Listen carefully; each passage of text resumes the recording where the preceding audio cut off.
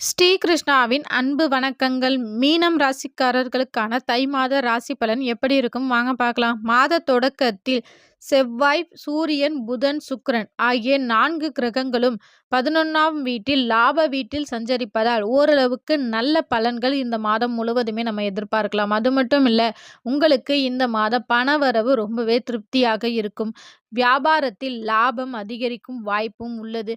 இருப்பினும் செலவுகள் சற்று அதிகமாகவே இருக்கும். அதனால் திட்டமிட்டு செலவிடுவது ரொம்பவே நல்லது. குடும்ப உறுப்பினர்களின் ஆதரவு கிடைக்கும். 7ஆம் வீட்டில் சனியின் பார்வை இருப்பதால் திருமண வாழ்க்கையில் சிறு சிறு கருத்து வேறுபாடுகள் வரக்கூடும். அதனால் கணவன் மனைவி விட்டு கொடுத்து செல்வது நல்லது.